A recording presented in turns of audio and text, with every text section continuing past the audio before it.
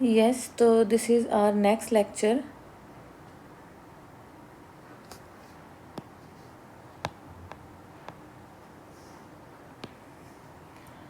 तो last lecture में हमने डिस्कस किया था आयनिक बॉन्ड।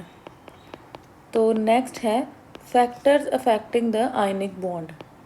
तो कौन कौन से फैक्टर्स हैं जो अफेक्ट करते हैं आयनिक बॉन्ड। तो फर्स्ट फैक्टर इज़ हमारा है आयनाइजेशन एंथैल्पी। तो फर्स्ट फैक्टर है हमारा ionization enthalpy means ionization energy. तो first of all what is ionization energy. Ionization energy जो है वो क्या है, it is the amount of energy required to remove an electron from the isolated gaseous atom. तो ionization energy क्या है हमारी, it is the amount of energy required to remove N, यहाँ पर मैंने ये लिखा भी हुआ है, हाँ जी यहाँ से आप पढ़ सकते हो। Ionisation energy of an element is the amount of energy required to remove an electron from the outermost shell of an isolated atom in gaseous phase so as to convert it into a positive gaseous ion. और मैंने आपको बहुत बार बताया बच्चे कि ये जो word है isolated gaseous atom, isolated gaseous atom, it is very important. तो इसी में से हम इलेक्ट्रॉन अपना रिमूव करा सकते हैं। तो next is lesser the ionization enthalpy, easier will be the removal of an electron and greater are the chances of formation of ionic bond. Ionization enthalpy of alkali metals, that is group 1 metal elements, is low, hence they have more tendency to form positive ions. तो first of all सबसे पहले आप देखो बच्चे कि group 1 elements कौन से हैं। आपको पता है ग्रुप 1 एलिमेंट्स हमारे पास हैं लिथियम, सोडियम, पोटाशियम। तो ये अब देखो लिथियम का इलेक्ट्रॉनिक कॉन्फ़िगरेशन इज़ 2 1, सोडियम का इलेक्ट्रॉनिक कॉन्फ़िगरेशन 2 8 1, पोटाशियम का इलेक्ट्रॉनिक कॉन्फ़िगरेशन इज़ 2 8 8 1। तो यहाँ पर देखो सबके आउटर मोस्ट में एक ही आउटर मोस्ट इलेक्ट्रॉन है, सबके आउटर मोस्ट में एक ही सबके आउटर मोस्ट शेल में एक ही इलेक्ट्रॉन है। मीन्स अगर ये एक इलेक्ट्रॉन लूज़ कर देता है तो ये बन जाता है लिथियम पॉजिटिव, ये बन जाता है सोडियम पॉजिटिव, ये बन जाता है पोटाशियम पॉजिटिव। मतलब यहाँ पे इसका इलेक्ट्रॉन जो है, ये हमारे पास इलेक्ट्रॉन्स इसके आ जाते हैं 2, इसके आ जाते हैं 2 8, इसके आ जाते हैं 2 8 8। तो ये देखो यहाँ पे सबका आउटर मोस्ट शेल में 8 इलेक्ट्रॉन्स आ गए। तो इट मीन्स ये स्टेबल है। अब इसके आउटर मोस्ट में एक ही इलेक्ट्रॉन है, तो ये फटाफट से इनकी कोशिश यही रहेगी ना कि फटाफट से हम अपना इलेक्ट्रॉन जो है दे दे। अब देखो सोडियम जो है, सोडियम को अगर सोडियम पॉजिटिव बनाना है Na पॉजिटिव प्लस इलेक्ट्रॉन, तो यहाँ पे 495 kilo joule per mole energy is required. अगर magnesium, magnesium is alkaline earth metal second में, तो इसको 743 kilo joule per mole energy चाहिए। और यहाँ पे ये बन जाता है Mg पॉजिटिव प्लस यहाँ से एक इलेक्ट्रॉन ये लूज़ कर देता है। अब यहाँ पर देखो एल्कलाइन अर्थ मेटल्स हैं जो ग्रुप 2 एलिमेंट्स, उनकी जो ये मैंने नेक्स्ट लिखा है, in case of alkaline earth metal that is group 2 elements their energy is higher than group 1 element, so the formation of positive ions is not easy. इसकी higher है वैल्यू। अब देखो यहाँ पर इसकी वैल्यू, इसके केस में नेक्स्ट ये भी हम डिस्कस कर लेते हैं। The energy required for the removal of second electron from the magnesium ion is high because after the removal of first electron the effective nuclear charge increases and hence the formation of divalent ions becomes very difficult. तो magnesium के case में क्या है, पहले इतनी energy चाहिए। अब यहाँ पर देखो ये बन गया Mg पॉजिटिव। तो Mg पॉजिटिव जो है, अब ऑलरेडी इसके ऊपर एक पॉजिटिव चार्ज आ गया ना, पॉजिटिव चार्ज आ गया मीन्स यहाँ पे इसकी था 282, तो यहाँ पर इसका था एक सेकंड,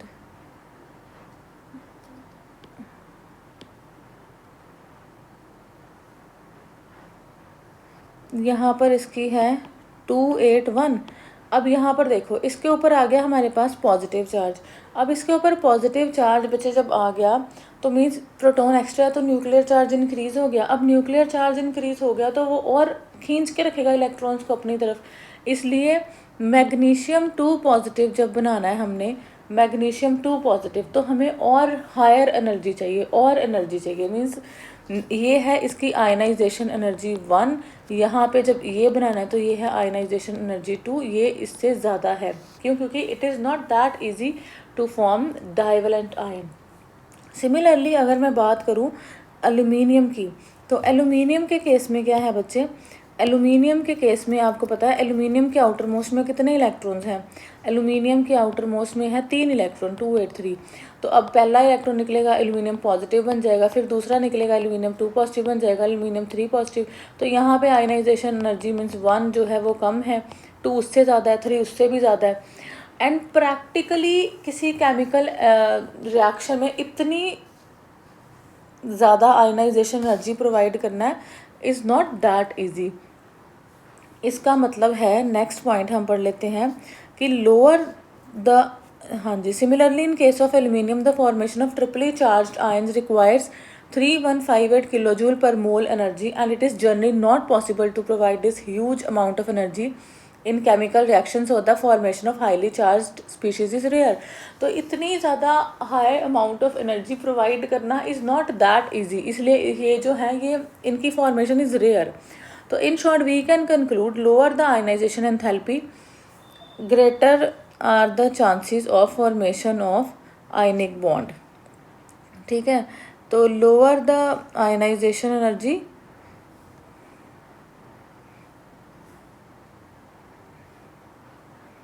ज़्यादा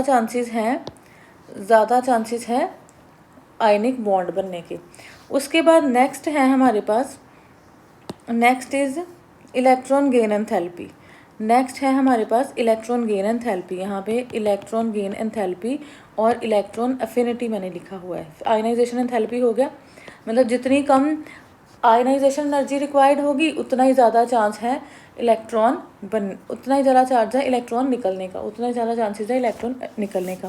तो what is electron gain enthalpy और इलेक्ट्रॉन एफिनिटी? यहाँ पर मैंने लिखा भी है, इलेक्ट्रॉन एफिनिटी और electron gain enthalpy of an element is the enthalpy change that takes place when an extra electron is added to an isolated atom in the gaseous phase, in the gaseous phase to form a gaseous negative ion। तो अब तुम्हें पता है जब हम जब हम electron add करते हैं, फॉर एग्जांपल क्लोरीन में एक इलेक्ट्रॉन ऐड करना है हमने, तो यहाँ पर दिस इज़ द इक्वेशन। तो यहाँ पे इलेक्ट्रॉन एफिनिटी है that is +348 kilo joule per mole जब हमने क्लोरीन में ऐड करना है इलेक्ट्रॉन। ठीक है, तो यहाँ पर क्या है, हैलोजेंस जो है, हैलोजेंस के केस में देखो 287 है, तो इसने फटाफट से एक इलेक्ट्रॉन ऐड करना है क्योंकि इसकी तो स्टेबल इलेक्ट्रॉनिक कॉन्फ़िगरेशन बन रही है ना 288। तो मीन्स हैलोजेंस जो है वो नेगेटिव आयंस जो है बड़ी जल्दी बना रहे हैं। तो इस केस में यहाँ पर क्या है, इतनी अमाउंट ऑफ एनर्जी हमारे पास निकल रही है। ठीक है, अब यहाँ पर देखो next, higher is the electron affinity more is the energy released. जितनी ज़्यादा इलेक्ट्रॉन एफिनिटी होगी उतनी एनर्जी रिलीज होगी और उतना ही स्टेबल नेगेटिव आयन प्रोड्यूस, उतना ही स्टेबल जो है नेगेटिव आयन बनेगा। एंड जो अब जितनी जल्दी वो इलेक्ट्रॉन जो है एक्सेप्ट करेगा, दूसरे ने दिया है इलेक्ट्रॉन एक्सेप्ट करेगा, उतनी ज़्यादा प्रोबेबिलिटी है आयनिक बॉन्ड बनने की। तो जितनी ज़्यादा प्रोबेबिलिटी है आयनिक बॉन्ड बनने की उतना ही इलेक्ट्रॉन उतनी जल्दी फॉर्मेशन होगी आयनिक बॉन्ड की ना, जितनी जल्दी वो इलेक्ट्रॉन लेगा। तो यहाँ पे हैलोजेंस के केस में ये मैक्सिमम है। और एक चीज़ मैं तुम्हें और बता दूँ कि क्लोरीन जो है बच्चे, क्लोरीन के पास सबसे ज़्यादा इलेक्ट्रॉन एफिनिटी है, क्लोरीन की इलेक्ट्रॉन एफिनिटी सबसे ज़्यादा है। अब अगर मैं बात करूँ जो है हैलोजेंस, नेक्स्ट है halogens possess high electron affinity so the formation of their negative ions is very common. Halogens के पास हाई इलेक्ट्रॉन एफिनिटी है, सो वहाँ पे नेगेटिव आयंस की फॉर्मेशन जो है वो क्या होती है, ईजिली होती है। नेक्स्ट अगर मैं बात करती हूँ ऑक्सीजन की। ऑक्सीजन की बात करते हैं, ये मैंने पहले भी आपके साथ डिस्कस करा हुआ है। अगर मैं बात करूँ ऑक्सीजन की, तो ऑक्सीजन के केस में क्या होता है बच्चे, ऑक्सीजन के केस में देखो, अगर ऑक्सीजन में मुझे पहले इलेक्ट्रॉन ऐड करना है, ठीक है, तो ये O नेगेटिव गैशियस आयन बनेगा। इस केस में इलेक्ट्रॉन एफिनिटी पहली है हमारे पास 142 किलोजूल पर मोल। अब नेक्स्ट यहाँ पे O2 नेगेटिव, यहाँ पे फिर से मुझे इलेक्ट्रॉन ऐड करना है, तो इस केस में O2 नेगेटिव बन जाता है ये, और इलेक्ट्रॉन एफिनिटी जो है हमारे पास -693 किलोजूल पर मोल। अब यहाँ पर देखो, जब हमने सेकंड इलेक्ट्रॉन ऐड करना है ना, तो सेकंड इलेक्ट्रॉन जब हम ऐड कर रहे हैं तो इसकी वैल्यू नेगेटिव में है।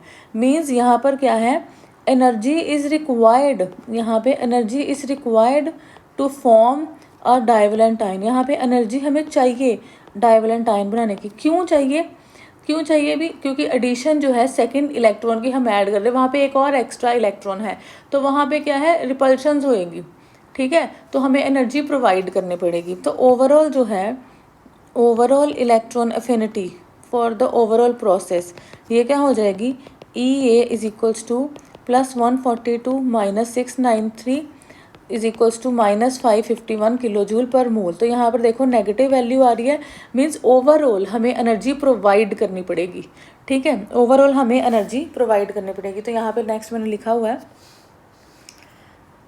हाँ जी, elements of group 16 form divalent negative ions by gaining 2 electrons, but not so easily because the second electron affinity in case of these elements is negative, that is energy is required to form divalent ions. First, oxygen will add up 1 electron to form monovalent ion in which there is release of certain amount of energy. तो यहाँ पर देखो, यहाँ पे shirt कुछ energy release हो रही है 142 किलोजूल पर मोल।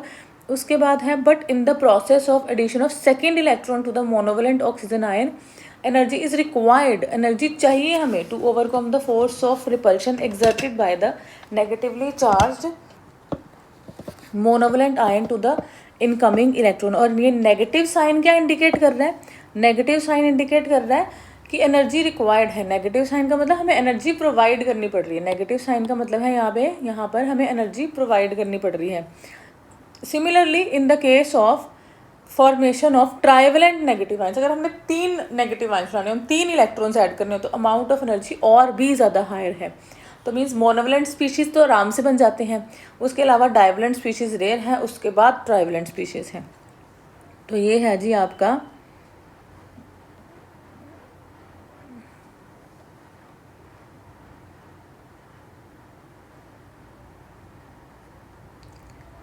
Electron affinity.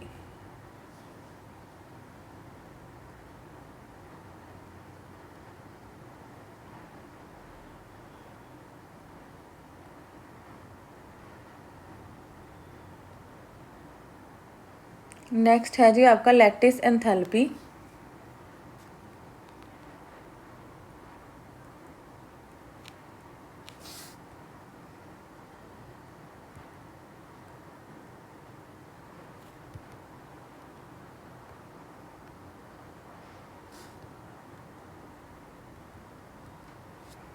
तो नेक्स्ट है लैटिस एंथैल्पी।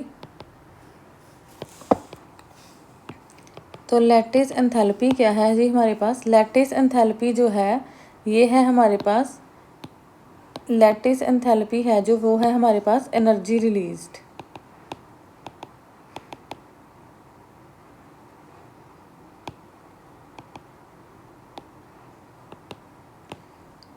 एक सेकंड जी, ये क्या हो रहा है,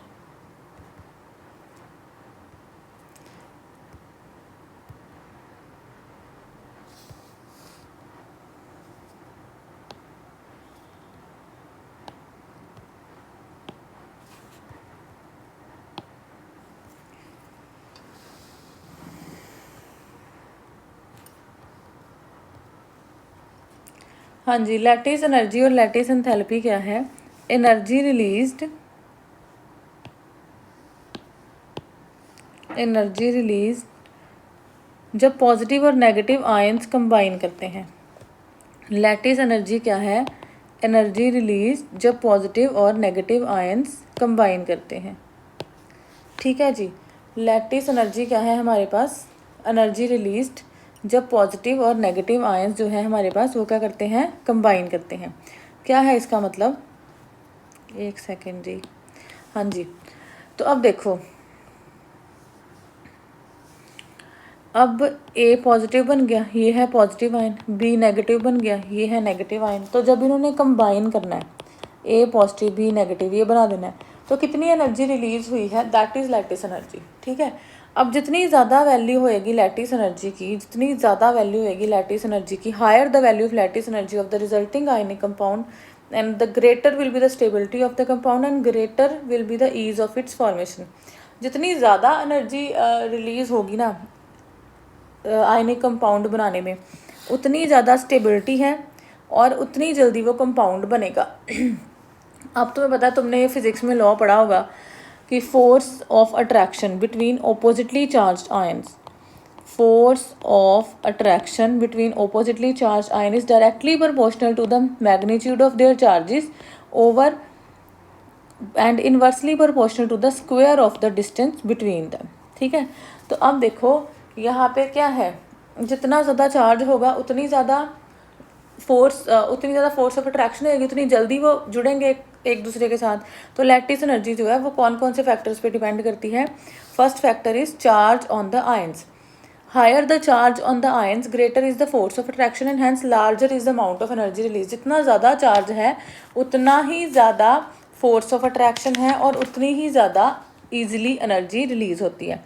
तो अब तुम देखो, अगर मैं बात करूँ, मुझे इस बॉक्स में ही लिखना पड़ेगा, अगर मैं बात करूँ तो यहाँ पर देखो तुम, NaCl की बात ले लूँ, कैल्शियम क्लोराइड की बात ले लूँ, मैग्नीशियम ऑक्साइड की बात ले लूँ, तो NaCl में Na1 पॉजिटिव, Cl1 नेगेटिव, यहाँ पे कैल्शियम 2 पॉजिटिव, यहाँ पे -1, 2 है तो -2 हो जाएगा, +2 -2 इसका चार्ज है।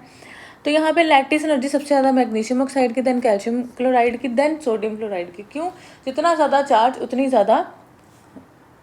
ही ज़्यादा क्या है, उतना ज़्यादा हमारे पास लैटिस एनर्जी है। नेक्स्ट पॉइंट है साइज ऑफ द आयंस। तो अब तुम्हें पता है कि साइज जो है, साइज मतलब कितना इंटरन्यूक्लियर डिस्टेंस है बिटवीन द आयंस, उस पर डिपेंड करता है। अब अगर जो है साइज जो है आयंस का वो लार्ज है, साइज आयंस का जो है लार्ज है, size of the ions large है, तो इंटरन्यूक्लियर डिस्टेंस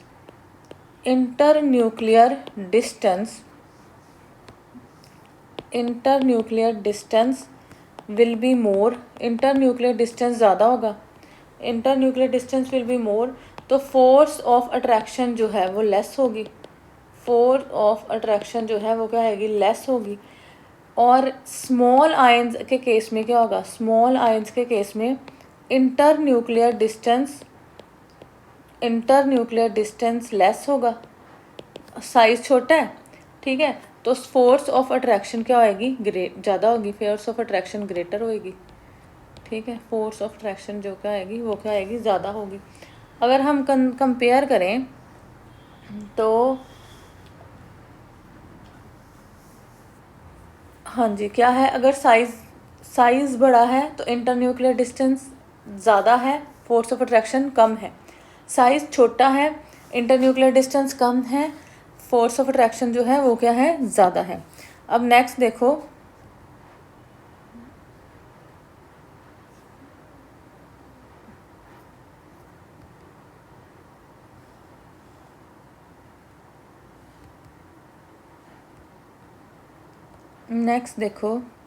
अगर मैं बात करती हूँ तो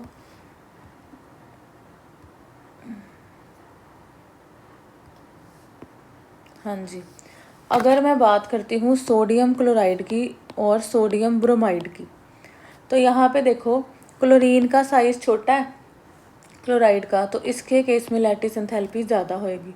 अगर मैं बात करती हूँ लिथियम फ्लोराइड, लिथियम आयोडाइड की, फ्लोराइड का साइज़ छोटा है, लिथियम फ्लोराइड का साइज़ छोटा होगा, ठीक है, आयोडाइड का साइज़ बड़ा है, तो इसके केस में लैटिस एनर्जी जो है वो ज़्यादा आएगी। अगर मैं बात करती हूँ सिल्वर क्लोराइड और सिल्वर आयोडाइड की, तो क्लोराइड का साइज़ छोटा है, तो इसके केस में ज़्यादा होगी।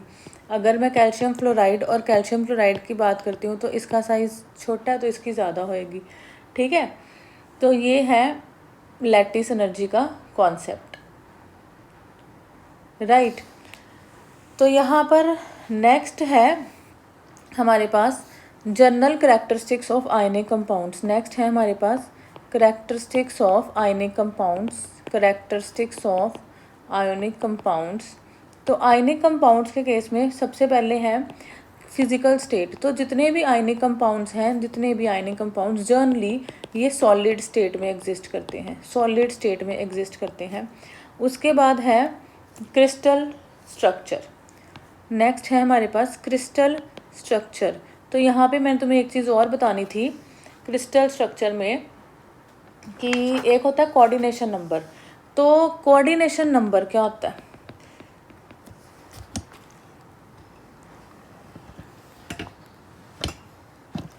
कोऑर्डिनेशन नंबर क्या होता है?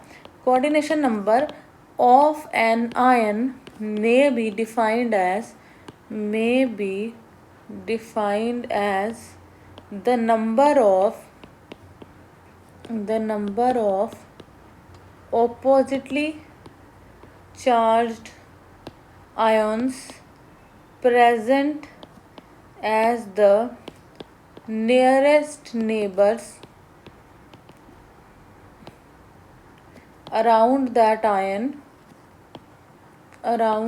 ion in an ionic crystal। Coordination number क्या है कि कितने number of oppositely charged ions present हैं उसके नियरेस्ट नेबर में, उस क्रिस्टल के पास। फॉर एग्जांपल अगर मैं बात करूं सोडियम क्लोराइड की, सोडियम क्लोराइड में NaCl है, Na पॉजिटिव Cl नेगेटिव। तो एक Na के अराउंड 6 Cl नेगेटिव है, एक Cl के अराउंड 6 Na पॉजिटिव है। तो Na पॉजिटिव का कोऑर्डिनेशन नंबर जो है वो 6 है और Cl नेगेटिव का भी कोऑर्डिनेशन नंबर क्या है? 6 है। तो उसके अराउंड कितने आयंस लगे हुए हैं? ऑपोजिटली चार्ज आयंस लगे हुए हैं, ठीक है। तो यहाँ पे इसकी फिर क्रिस्टल स्ट्रक्चर क्या है कि वो क्या करते हैं एज आयंस एग्जिस्ट करते हैं ionic compounds, as molecules exist नहीं करते हैं।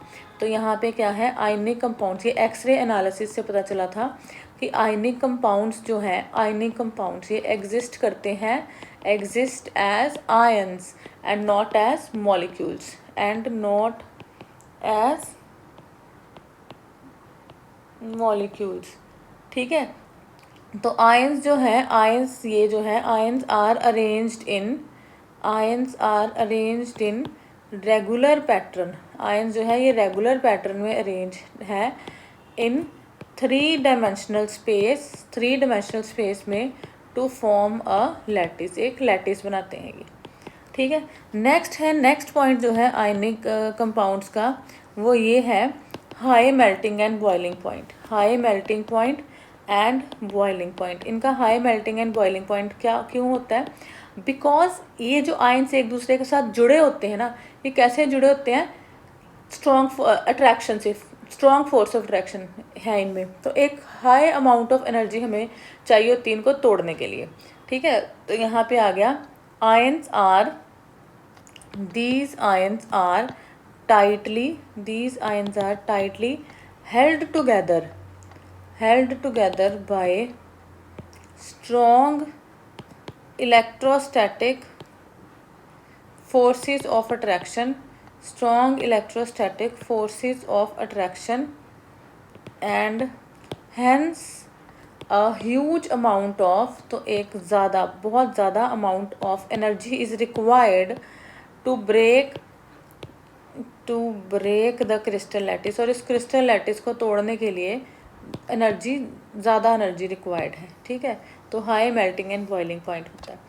अब नेक्स्ट है आयनिक कंपाउंड्स, तुम्हें पता है नेक्स्ट पॉइंट है सॉल्युबिलिटी। अब आयनिक कंपाउंड्स में पता है आयनिक कंपाउंड्स जो है वो सॉल्युबल होते हैं पोलर सॉल्वेंट में, सॉल्युबल इन पोलर सॉल्वेंट्स, ठीक है। लाइक वाटर जो कि पोलर है, जिनका हाई डाइलेक्ट्रिक कांस्टेंट है, ठीक है। क्यों पोलर सॉल्वेंट में ये सॉल्युबल है? क्योंकि पोलर सॉल्वेंट इनके साथ इंटरेक्ट कर लेते हैं, तो इसलिए ये पोलर सॉल्वेंट्स में डिज़ोल्व होते हैं। अब जो अगर मैं बात करूँ नॉन पोलर सॉल्वेंट्स की, like CCl4 carbon tetrachloride, benzene, इनका लो डाइलेक्ट्रिक कांस्टेंट है, तो इसमें ये सॉल्युबल नहीं होते। लाइक डिजॉल्व्स लाइक, आपने याद करना है, रखना है कि आयनिक कंपाउंड्स जो है, ionic compounds are soluble in polar solvents and insoluble in non-polar solvent, insoluble in non-polar solvents। Next जो पॉइंट है, नेक्स्ट पॉइंट है इसका इलेक्ट्रिकल कंडक्टिविटी। अब देखो जो आयनिक कंपाउंड्स है ना, जो आयनिक कंपाउंड्स हैं उनका क्या है, वो गुड कंडक्टर ऑफ इलेक्ट्रिसिटी होते हैं सॉल्यूशन में या मोल्टन स्टेट में, सॉलिड स्टेट में नहीं। क्यों? क्योंकि सॉल्यूशन या मोल्टन स्टेट में जो है इनके आयंस फ्री होते हैं मूव करने के लिए। ठीक है, तो आयनिक कंपाउंड्स